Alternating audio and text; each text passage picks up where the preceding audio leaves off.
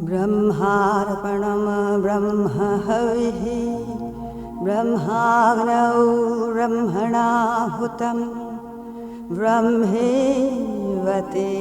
गन्तव्यं ब्रह्मकर्म समाधिना एतत् सर्वम् ॐ ब्रह्मार्पणमस्तु ॐ ब्रह्मार्पणमस्तु।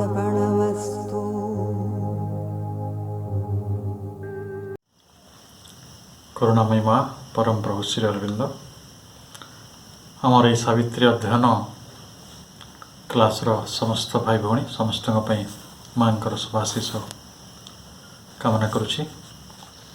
आमे सावित्री कैंटो 1 बुक 1 सिम्बलटन 90तम धाड़ी पर्यंत पढ़ी आमे 91तम धाड़ी आज पढ़ापढ़ी आरंभ करवा।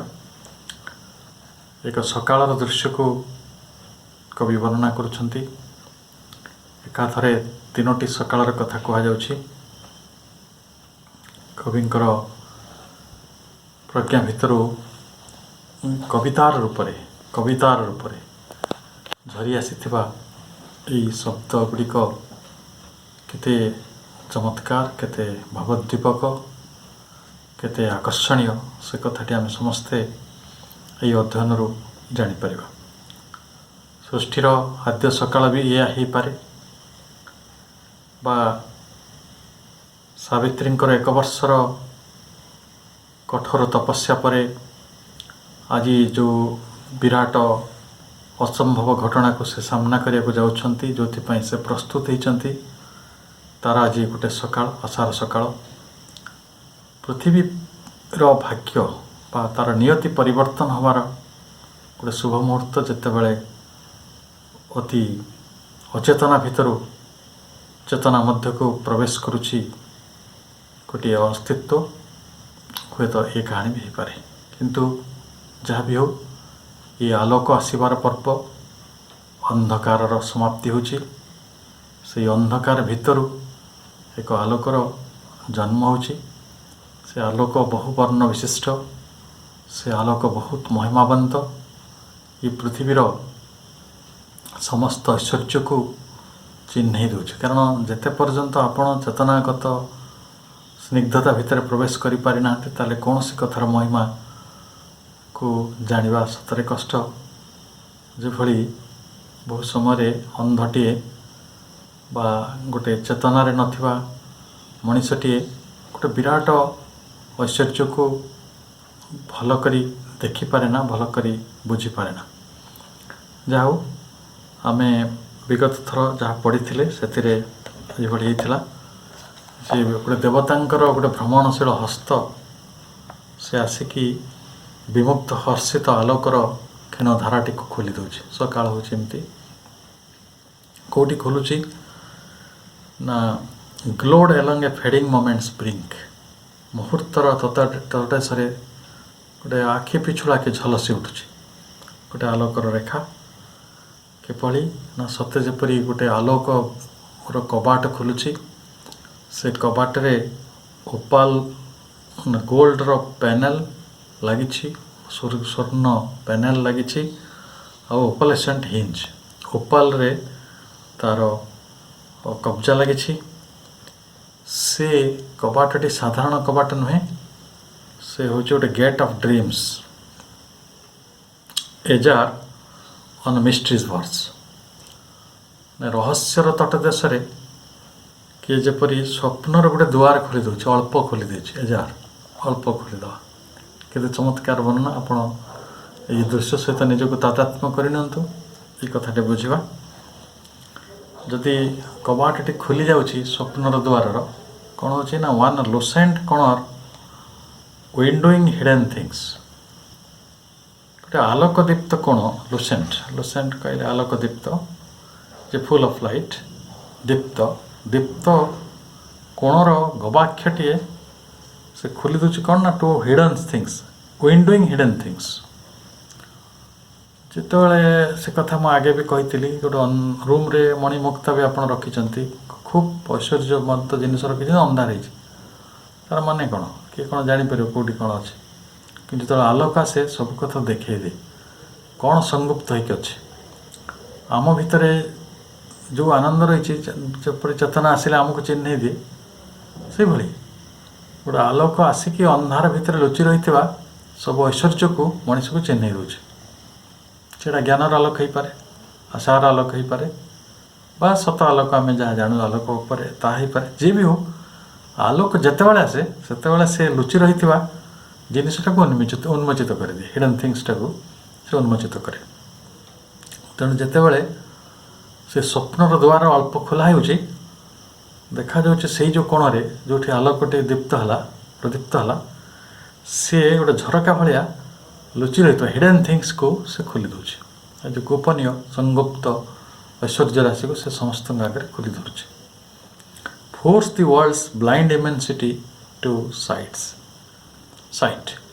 ତାହେଲେ ଏଇ ପୃଥିବୀର ଗୋଟେ ଜାଗତିକ ଅନ୍ଧପଣ ରହିଛି। ଅନେକ ଲୋକ ଜୀବନର ସୁନ୍ଦରତା ପ୍ରତି, ଦିବ୍ୟତା ପ୍ରତି ଉନ୍ମୁଖ ହେବାକୁ ଚାହାନ୍ତି ନାହିଁ। ସେଇଟା କ'ଣ ଅନ୍ଧାର ନୁହେଁ? ତେଣୁ ସେଇଟା ହେଉଛି ବ୍ଲାଇଣ୍ଡ, ଏବଂ ସେଇ ଅନ୍ଧାରଟି ବଡ଼ ବିଶାଳ। ସେଥିପାଇଁ କୁହାଗଲା ୱାର୍ଲଡସ୍ ବ୍ଲାଇଣ୍ଡ ଇମେନ୍ସିଟି। ପ୍ରଚୁର ଯେଉଁ ଅନ୍ଧପଣ ରହିଛି, ସେ ଅନ୍ଧପଣଟିକୁ ସେ କ'ଣ କରୁଛି ନା ଫୋର୍ସ ଟୁ ସାଇଟ୍, ତାକୁ ଦେଖିବାକୁ ବାଧ୍ୟ କରୁଛି, ଗୋଟେ ଦୃଶ୍ୟ ଆଡ଼କୁ ତାକୁ ନେଇଯାଉଛି ବଳପୂର୍ବକ। ଯେତେବେଳେ ଆମ ସମସ୍ତଙ୍କ ଭିତରେ ଚେତନାର ପ୍ରଜ୍ଞାର ଗୋଟେ ଚକ୍ଷୁ ଖୋଲିଯାଏ, ତ ସେତେବେଳେ ବି ଆମେ ସେଇ ଇମେନ୍ସିଟି ଆଡ଼କୁ ଚାଲିଯାଉ, ସେ ପ୍ରାଚୁର୍ଯ୍ୟ ଆଡ଼କୁ, ସେ ଐଶ୍ୱର୍ଯ୍ୟ ଆଡ଼କୁ। ଆମ ଭିତରେ ଯାହା ସଂଗୁପ୍ତ ହେଇଛି ତାକୁ ବି ଆମେ ଦେଖିପାରୁ। କାରଣ ଏଇଠି ସବୁ ଶବ୍ଦ ଗୁଡ଼ିକ ସ୍ୱାଭାବିକ ଭାବରେ ଭାରି ସଂକେତପୂର୍ଣ୍ଣ। ଆଉ ଯଦି ସତ ଦୃଷ୍ଟିରୁ ଦେଖିବେ, ଲୌକିକ ଦୃଷ୍ଟିରୁ, ତାହା ମଧ୍ୟ ସତ୍ୟ ଯେ ଯେତେବେଳେ ଆଲୋକ ଆସେ, ସେଇଭଳି ଯାହା ଲୁଚି ରହିଥିବା ପ୍ରାଚୁର୍ଯ୍ୟ ଗୁଡ଼ିକୁ, ଐଶ୍ୱର୍ଯ୍ୟ ଗୁଡ଼ିକୁ ଦେଖାଇ ଦେବା ପାଇଁ ମଣିଷ ଆପାତତଃ ଗୋଟେ ଦୃଶ୍ୟ ଆଡ଼କୁ ଚାଲିଯାଏ। ତାପରେ the darkness failed and slipped like falling cloak. Cloak କହିଲେ ପୋଷାକ। ତେଣୁ ସତେ ଯେପରି ଅନ୍ଧକାରଟା କେମିତି ଚାଲିଯାଏ ପୃଥିବୀରୁ। ଆମେ ସକାଳ ଦେଖିବେ ଅନ୍ଧାର ହେଇ ଆସୁଥିବ, ଅନ୍ଧାର ଥିବ, ସକାଳ ଯେତେବେଳେ ଫଜରା ଫାଟୁଥିବ, ଆଲୋକଟି ଆସୁଥିବ, ସେ କେମିତି ସେଟା ହୁଏ, ସେ କେମିତି ଅନ୍ଧାରଟା ଥାଏ, ହଠାତ୍ କ'ଣ ପଳାଏ କୁଆଡ଼କୁ କି ଜାଣିବେନି ନା। ତ ଯେତେବେଳେ ସେଇ ସୂର୍ଯ୍ୟଙ୍କର ବା ସେଇ ଦେବତାଙ୍କର ହାତଟି ଆସିକି ଗୋଟେ ସ୍ୱପ୍ନର ଦ୍ୱାରଟିକୁ ଖୋଲିଦିଏ, ସେ ଦୀପ୍ତ କଥା ଗୁଡ଼ିକୁ ଅନ୍ଧକାରରୁ ଦୂରେଇ ଯିବା ପାଇଁ, ସତେ ଯେପରି ଲାଗେ ଯେ ଗୋଟେ ଦେବତା ତାର ସେକେଣ୍ଡ ଧାଡ଼ିରେ ଅଛି, ଫ୍ରମ୍ ଦି ରିକ୍ଲାଇନିଂ ବଡି ଅଫ୍ ଏ ଗଡ୍। ଗୋଟେ ଦେବପୁରୁଷ ସେଠି ଆହୁଜିକି ଅଛନ୍ତି, ଗୋଟେ ସାହିତ୍ୟ ଅବସ୍ଥାରେ ଅଛନ୍ତି, ଅର୍ଦ୍ଧସାହିତ୍ୟ ଅବସ୍ଥାରେ, ପୁରା ସିଧା ଛିଡ଼ା ହେଇନାହାନ୍ତି। ସେ ଶୋଇ ପଡ଼ିଥିବା, ଆହୁଜି ପଡ଼ିଥିବା, ରିକ୍ଲାଇନିଂ ହେଲା ଆହୁଜି ପଡ଼ିଥିବା ବା ଟିକେ ବାଙ୍କି ଯାଇଥିବା, ଅର୍ଦ୍ଧସାହିତ୍ୟ ରହିଥିବା ଦେବତାଙ୍କ ଦେହରୁ କ'ଣ ଖସି ପଡ଼ୁଛି ନା slipped like a falling cloak. ଗୋଟେ ପୋଷାକ ଭଳିଆ ସେ ଖସି ପଡ଼ୁଛି। ଆଉ ଦି ଡାର୍କନେସ୍ ଫେଲ୍ଡ, ସେତେବେଳେ ଅନ୍ଧକାରଟା ପତିତ ହେଉଛି, ମାନେ ଖସି ପଡ଼ୁଛି, ଅନ୍ଧକାର ଚାଲିଯାଉଛି, ଅନ୍ଧକାରର ପତନ ହେଉଛି। ଅନ୍ଧକାର ଭଳି ସେ କେତେ ସୁନ୍ଦର ଉପମା ଦିଆଯାଇଛି। ସେ ଅନ୍ଧକାରଟି କିଭଳି ନା ଗୋଟିଏ ଦେବପୁରୁଷର ଅର୍ଦ୍ଧସାହିତ୍ୟ ଅବସ୍ଥାରେ ଥିବା ପୋଷାକ ଭଳି, ସେ ପୋଷାକଟି ଖସି ପଡ଼ୁଛି। ସେଥିପାଇଁ ସକାଳଟି ଏଭଳି ଆସୁଛି। ତାପରେ କୁହାଯାଉଛି then through the pallid rift that seemed at first. ତାହେଲେ ପ୍ରଥମରୁ ତ ସବୁ ଜିନିଷ ସ୍ପଷ୍ଟ ନୁହେଁ ନା। ସକାଳ ହେଲା, ଟିକେ ଟିକେ ଉଷାର ସମ୍ଭାବନା ଦେଖାଯାଉଛି, ସେଗୁଡ଼ିକ ମଳିନ ଦିଶିବ, ପ୍ୟାଲିଡ୍। ଆଉ ଖାଲି ମଳିନ ଦିଶିବନି, ଆଉ ଦେଖିବ ମଳିନ ପାଣ୍ଡୁର ଫାଙ୍କ ଭଳି ସେ ଦିଶିବ। ପ୍ରଥମେ ସେଟା ଯଥେଷ୍ଟ ନୁହେଁ, କାରଣ ଯଥେଷ୍ଟ ଆଲୋକ କି ସେଟା, ଟିକିଏ କବାଟ ଖୋଲା ହେଇଛି ନା। ଆପଣ ଗୋଟେ ରୁମ୍ର ଅନ୍ଧକାର ରୁମ୍ରେ ଗୋଟେ ଟିକିଏ କବାଟ ଖୋଲୁଛନ୍ତି, ଟିକିଏ କବାଟ ଖୋଲିଲେ ସେଇଟା ତ ପୁରା ଆଲୋକ ଆସୁନି ନା, ସେଇଟା ଅସ୍ପଷ୍ଟତା, ପ୍ୟାଲିଡ୍ rift that seemed at first. ପ୍ରଥମରୁ ଆମକୁ ଲାଗୁଛି ଯେ ସେଇଟା ହେଉଛି ଗୋଟେ ମଳିନ ପାଣ୍ଡୁର ଫାଙ୍କ, ଯେଉଁ ଆମର ଝରକାଟି ଖୋଲିଛି, सी यथेष्ट भाव में आमको देखा दे पार ना hardly enough for a trickle from the suns से जो अल्प खोली तेणु ट्रिकल कहले बिंदु बिंदु जो आलोकर रश्मि सब आसे एकाथर तो अजाड़ी पड़ूना ट्रिकल होकर आसूँ टिके टिके आसूँ बिंदु बिंदु होकर आसूँ से बिंदु बिंदु आलोकर किरण गुड़ी को सबू आलोकर किरण गुड़ी को आणला भाया पाखे क्षमता ना जहाँ मध्य दे सबू जार फांक दे से पैलिट रिफ्ट जो मलिन पांडुर फांकटी ता मध्य दे आलोक किरण सबुगुड़िक आसबार संभावना ना दिशि पार ना हार्डली एनफ सेमती हुए ना जिते जड़े मनीष आशावान हुए गोटे लोक बड़ विषाद अच्छे ता भर आशार संचार हो आनंदर संचार हो हठात सब हो टिके टिके आसो टिके आसो जे सी तार विषाद को एकाथरे दूरे दब जमी 1000 वर्षर अंधकार था गोटे छोटिया दिएसिल मोमबती रे आम से 1000 वर्षर अंधकार को दूर कर पार्छु से प्रथमे अविश्वास लगे यहाँ संभव कि तेणु जहाँ मध्य दे सूर्यंकर गोटे बिंदु बिंदु बा छोट छोट किरण गुड़िक आसवा असंभव थिला लगुला से कौन है ना out pour the revelation and the flame दीप्ति आउ प्रकाशर गोटे बड़ विस्फोरण होगला आउटपोर होगला माने अजाड़ी हो पड़ा आउटपोरिंग आम कहूना बहुत वर्षा हेले अजाड़ी हो पड़े कहते तेणु आउटपोरिंग ऑफ रेन तेणु से आउटपोरिंग ऑफ लाइट आलोकर अजस्र वर्षा आलोक आलोकित होगला जे लगुला टिके सरकार जहाँ टिके फजरा फाटी गोटे आलोकर गोटे बिंदु आसी गोटे रेखाटी आसी से कौन सतरे आमको एत आलोक आनीपर ना तेणु outpour the revelation and the flame revelation कहले आम बुझा प्रकाश आउ फ्लेम कहले द्युति बा ज्योति तो सी प्रकाश और ज्योतिर गोटे महावर्षण गोटे महा बन्या से अजाड़ी पड़ा the brief perpetual sign recurred above कौन है ब्रीफ कहले संक्षिप्त परपेचुअल कहले जहाँ सनातन बा शाश्वत से तार जो लक्षणटी बा तार जो संकेतटी साइन रेकर्ड एबव रेकर्ड से जो पौनपौनिक भाव में आसे रश्मिटा तो थे आसिक रही जाए कि जमी जलर प्रवाहटी निरंतर होता है तेज तो सीना नदी से गोटे सूर्य पाखर रेकर्ड से पौनपौनिक पौन पौन बारंबार मुहुर्मुहु से अजाड़ी हो पड़ता है खाली तो थे आसेनी तेना ऊर्धर से प्रकाशित फ्रम एबव से ऊर्धर जिनस इनमर जिनस ना कारण एत बेसी कथा आसो जे सूर्य विषय जड़े वेदविद कहते भल कथाटी आम देखु आम घर मानक आम 5टा गोटे रूम रे 5टा 6टा लाइट जाली कि सफिसीयंट हो कि आम सब रूम रे लाइट जाली सबू रास्तार लाइट जाली किंतु पुणी से पैसा खर्च हो बिल देवा पड़े तो भगवान बिल न देगी बिना भगवान बिल देवा पड़नी सूर्य टांगी सी गिरी अभ्यंतर समुद्र तल पर्यंत भी आलोकित कर आपण ए रूम रे जी आलोक से रूम रे से आलोक तेणु मो कथा जे बिना वेयरिंग रे बिना बिल रे एवं तार फेलुअर भी ना केवल वर्षा फर्षा आसिले टिके डिम हो लाइटा सी पुणी क्षणिक तो सूर्यकर उपस्थिति यही अर्थात दैट इज आउटपोरिंग आउ सेटा हला सब बेले परपेचुअल साइन ता भीतर रही मुहुर्मुहु प्रकटित हो तेणु ये जो सावित्री यहाँ गोटे थिला मनस्तात्विक ओषा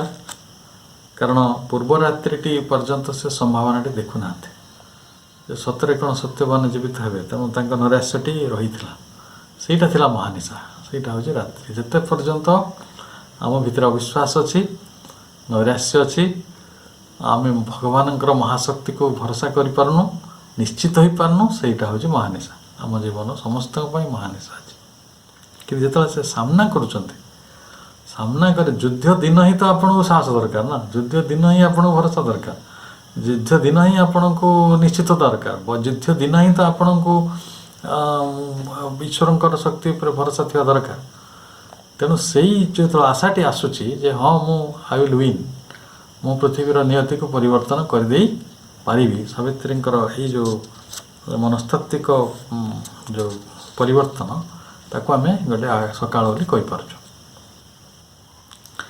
ତେଣୁ ସତ୍ୟବାନଙ୍କ ପାଇଁ ଯେଉଁ ଘଟଣା ଘଟୁଛି ସେଥିପାଇଁ ସାବିତ୍ରୀ ବର୍ଷ ବର୍ଷ ଧରି ବା ବର୍ଷ କାଳ ଧରି ଅପେକ୍ଷା କରିଛନ୍ତି, ମୁହୂର୍ତ୍ତ ମୁହୂର୍ତ୍ତ ଧରି ସେଟା ପ୍ରସ୍ତୁତ ହେଇଛନ୍ତି ନିଜକୁ।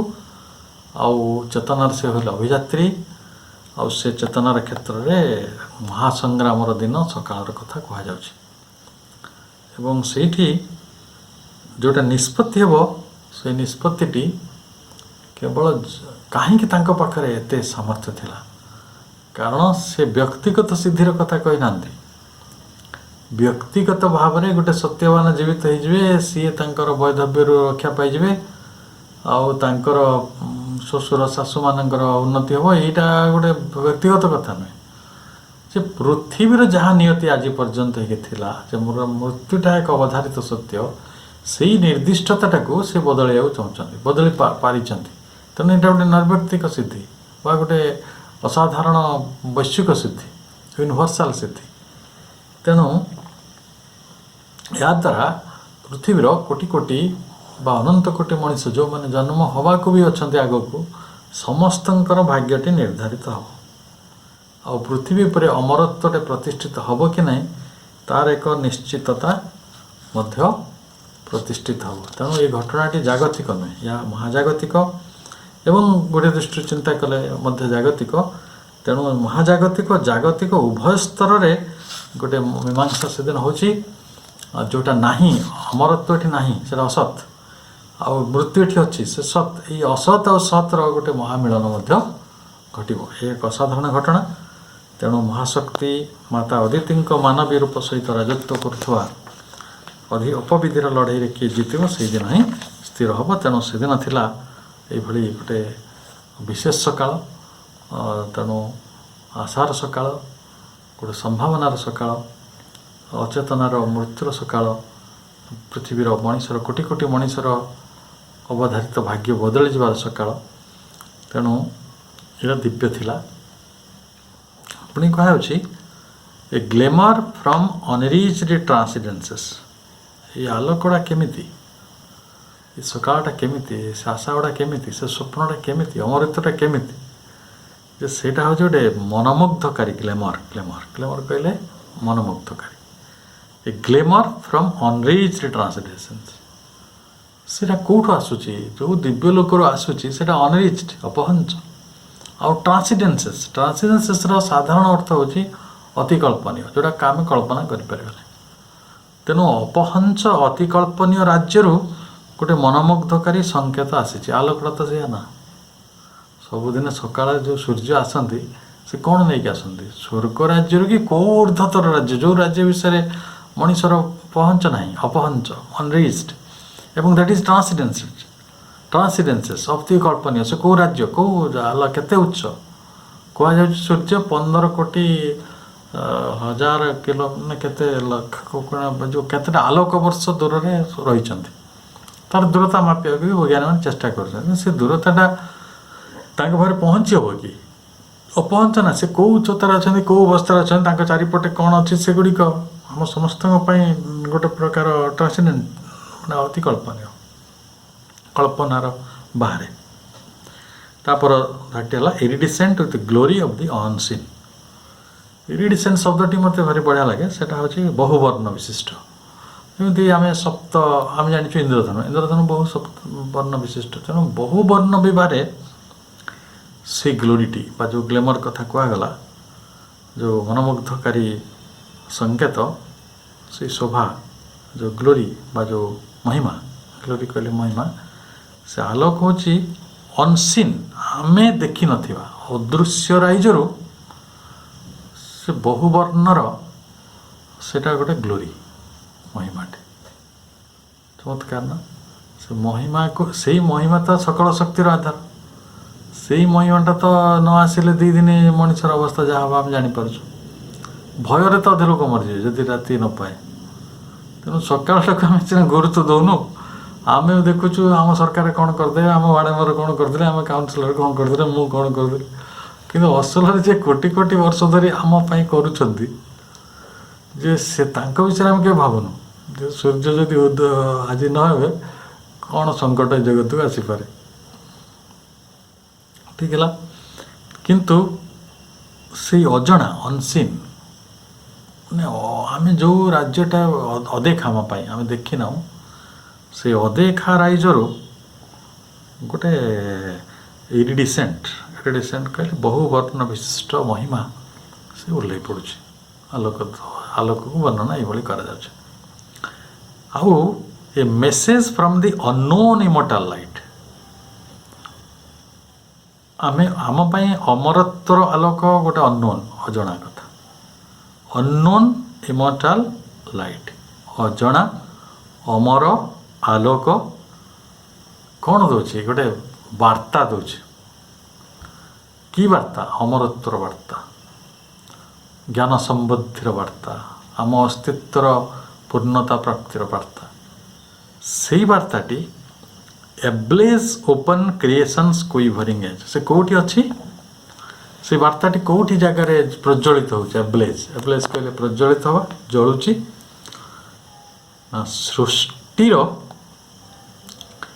ସ୍ପନ୍ଦିତ ବକ୍ଷରେ, କାଳ ବକ୍ଷରେ ସେଇ ଆଭାଟା ଜଳୁଛି। ତାକୁ ଆମେ ମହିମା ମହତ୍ଵ ଦେଉନୁ, ତାତ୍ପର୍ଯ୍ୟ ଦେଇନୁ, ଗୁରୁତ୍ୱ ଦେଉନୁ, ସେଇଟା ଅଲଗା ଜିନିଷ। କିନ୍ତୁ ଏ କଥା ତ ଥାଏ ନା ଯେ ସୂର୍ଯ୍ୟ ଯେତେବେଳେ ଆସୁଛନ୍ତି ସୃଷ୍ଟିକୁ ଆଲୋକିତ କରୁଛନ୍ତି। ସୃଷ୍ଟିର ବକ୍ଷରେ ଏବ୍ଲେଜ୍ ଓପନ୍ କ୍ରିଏସନ୍ସ କୁଇଭରିଂ ଏଜ୍, ତାର ସୃଷ୍ଟିର ସ୍ପନ୍ଦିତ ତଟ ଦେଶରେ ସେ କ'ଣ କରୁଛନ୍ତି ନା ପ୍ରଜ୍ୱଳିତ ହେଉଛନ୍ତି। ଆମେ ଯେଉଁଠି ଦେଖିଲେ ୟୁନିଭର୍ସ ଯଦି ଗୋଟେ ଗୋଲାକାର ଜିନିଷଟା ହେଇଥିବ, ସୂର୍ଯ୍ୟ ତ ଗୋଟେ ତଟ ଦେଶରେ ଥାଇକି ଏଇଟା କରୁଛନ୍ତି ନା। Dawn built her aura of magnificent hues, ଯେତେବେଳେ ସେଇ ଉଷା ଆସେ, ସେ ଉଷା କ'ଣ କରେ ନା ତା ଚାରିକଡ଼େ ବିଲ୍ଟ ହାର ତିଆରି କରେ। କ'ଣ ତିଆରି କରେ ନା ଅରା ଅଫ୍ ମ୍ୟାଗ୍ନିଫିସେଣ୍ଟ ହ୍ୟୁଜ୍। ଅରା କହିଲେ ଜ୍ୟୋତିର୍ମଣ୍ଡଳ, ଆଭାମଣ୍ଡଳ, ଗୋଟେ ମ୍ୟାଗ୍ନିଫିସେଣ୍ଟ ଚମତ୍କାର ବର୍ଣ୍ଣ ବିଭା। ହ୍ୟୁ କହିଲେ ରଙ୍ଗ, ତେଣୁ ଚମତ୍କାର ବର୍ଣ୍ଣ ବିଭାର ଏକ ଆଭାମଣ୍ଡଳ ବା ଜ୍ୟୋତିର୍ମଣ୍ଡଳ ଏ ଉଷା ତିଆରି କରେ ନା।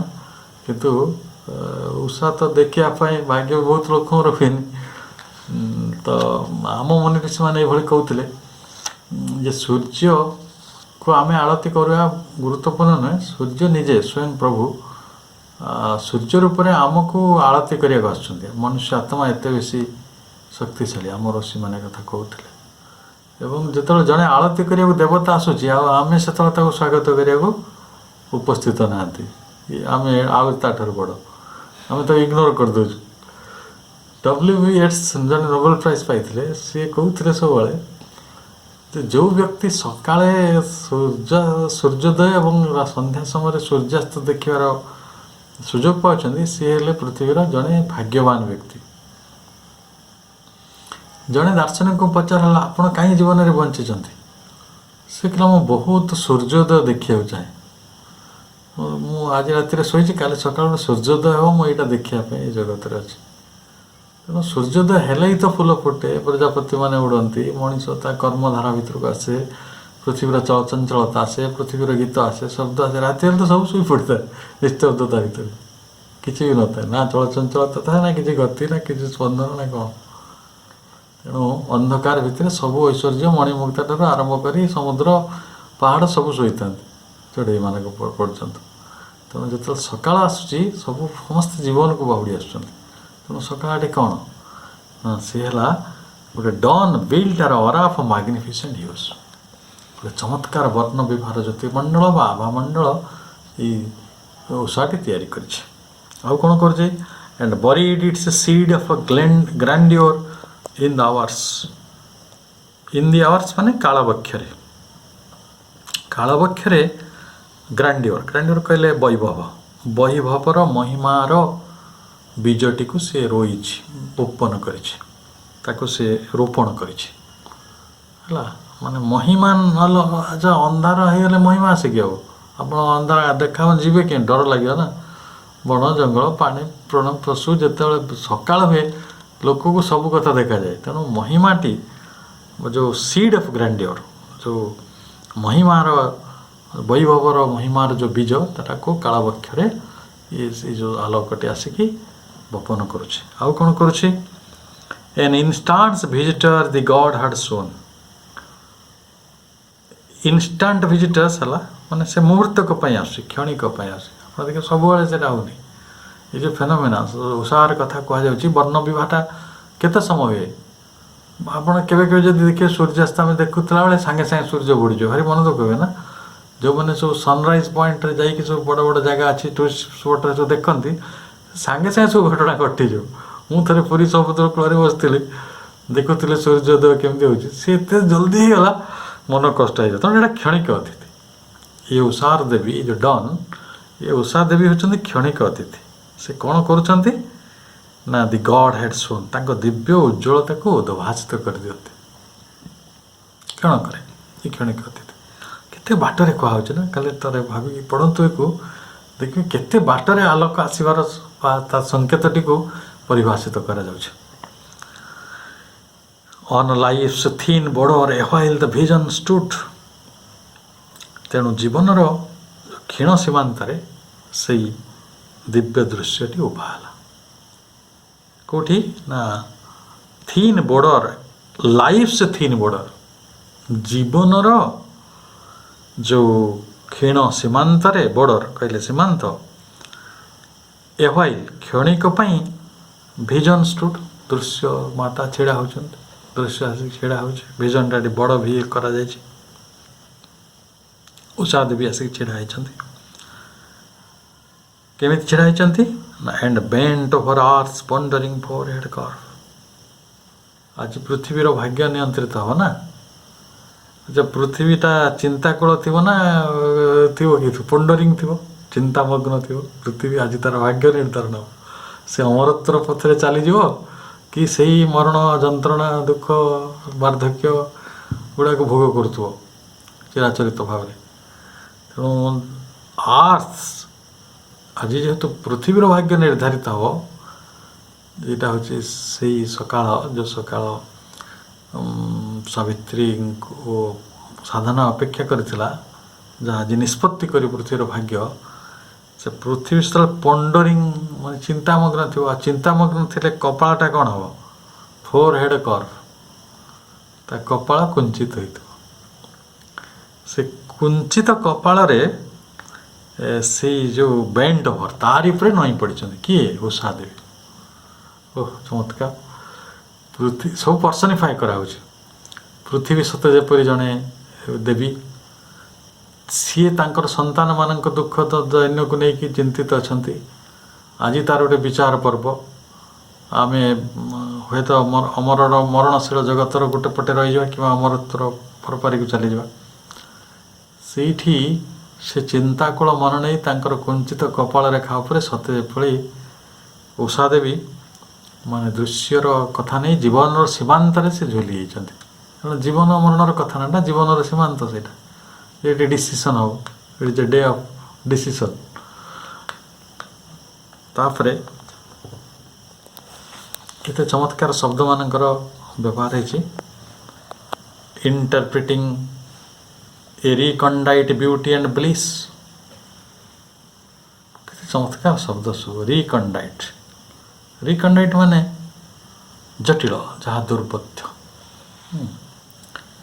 तेणु सौंदर्यटी सब बेले दुर्बोध्य आ ब्लिस आनंद मध्य दुर्बोध्य मनीष आनंद और सौंदर्य को जब बुझीज तार दिव्य जीवन आरंभ हो आनंद कौन सौंदर्य कौन तेणु जो आनंद और सौंदर्य को बुझी हो ना या दुर्बोध्य से ही कथा को परिभाषित कर उषा देवी उषा से बुझाऊँ सौंदर्यटा कौन उषा तो निजे एग्जाम्पल ना सकाळटा सब सुंदर ना हो ब्रह्म मुहूर्त ताकू कहुचे देवता समय कहुचे आम ब्रह्म मुहूर्त जहाँ को कौचे आवर ऑफ गॉड तो सेटा कौन करुना जो जटिल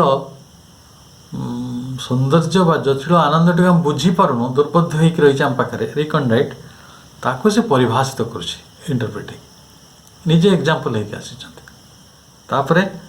इन कलर्स को केमिति ना इन कलर्स हेरोग्लिफ्स ऑफ मिस्टिक सेंस।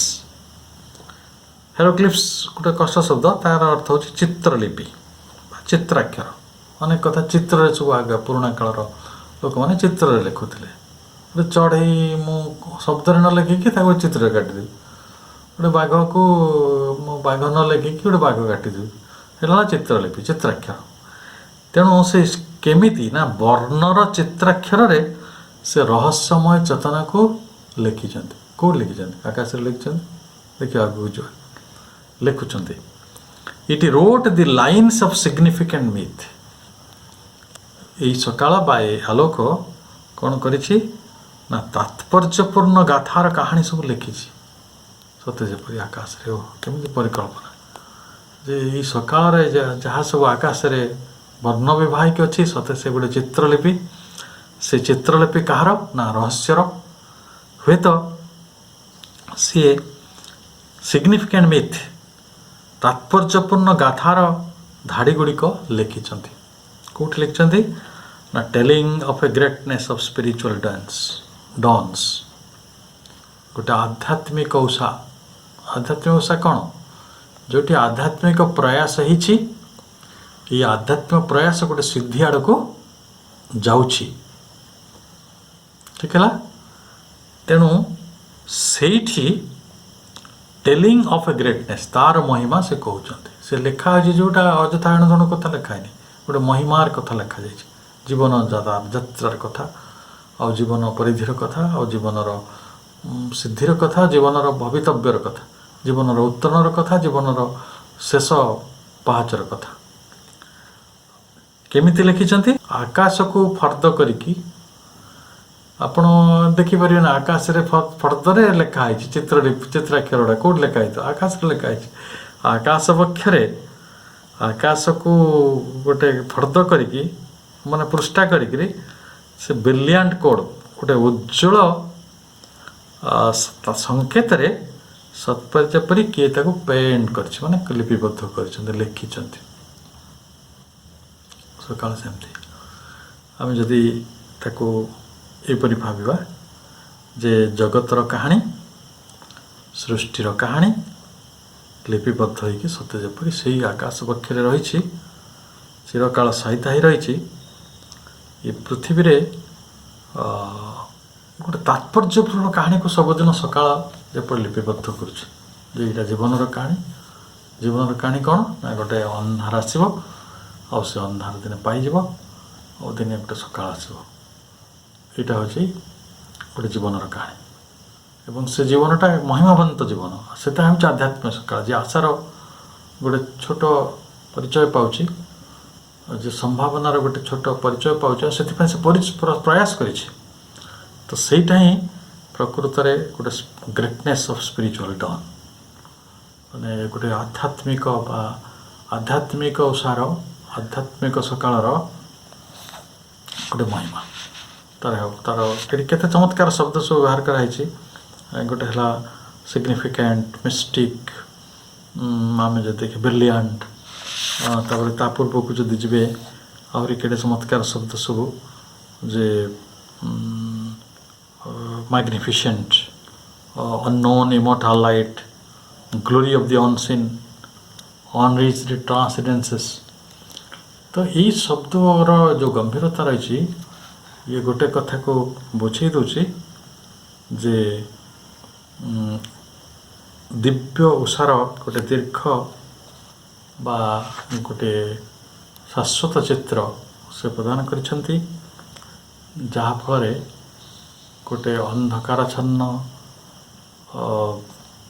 विभ्रांति भितर बाहरिकी आम एक आलोकित प्रशांति आड़ को गति करुछु। यहाँ हूँ आम जीवनर कहानी आम अस्तित्वर कहानी से कथा सबुदिन सकाळ आसिक चित्राक्षर रे बहुवर्ण रे प्रतीक करुछंती पृथ्वीर भाग्य बदल देवाई सबुदिन चेष्टा करुछंती किंतु मनीष ता पाखरे से उन्मुखता नहीं मनीष पाखरे से ग्रहणशीलतार हुए तो कौ जगार त्रुटि रही जो कथार परवर्ती समय आलोचना हो ଆଉ ଆଜି ପାଇଁ ଆମର ଆଲୋଚନାଟିକୁ ଏଇଠି ରଖିବା। ପୁଣି ଥରେ ଆମେ ଯେତେବେଳେ ଆଲୋଚନା କରିବା ସେତେବେଳେ ହୁଏତ ସେଇ ସକାଳଟି ଆଉ ଏକ ନୂତନ ଉପାୟରେ, ନୂତନ ଢଙ୍ଗରେ, ନୂତନ ଶୈଳୀରେ, ନୂତନ ଶବ୍ଦରେ ଆଉ ନୂତନ ପରିଭାଷାରେ ଆମ ଆଗରେ କବିଙ୍କ ଦ୍ୱାରା ଉପସ୍ଥାପିତ ହେବ। ଆଉ ମହାକବିଙ୍କୁ ମୁଁ ପ୍ରଣାମ କରୁଛି। ମହାସରସ୍ୱତୀ ମା ଯିଏ ଆମକୁ ଏକଥା ପଢ଼ିବା ପାଇଁ ପ୍ରେରିତ କରୁଛନ୍ତି, ପ୍ରେରଣା ଦେଉଛନ୍ତି, ତାଙ୍କର ସଦା ଉପସ୍ଥିତି ଦ୍ୱାରା ଆମ ଜୀବନରେ ତାଙ୍କୁ ପ୍ରଣାମ କରୁଛି। ଉଷା ଦେବୀ ଯିଏ ସବୁଦିନ ଆମ ପାଇଁ ସକାଳ ଆଣୁଛନ୍ତି, ଆଶାର କିରଣ ଆମ ଉପରେ ଢାଳି ଦେଉଛନ୍ତି, ତାଙ୍କୁ ପ୍ରଣାମ କରୁଛି।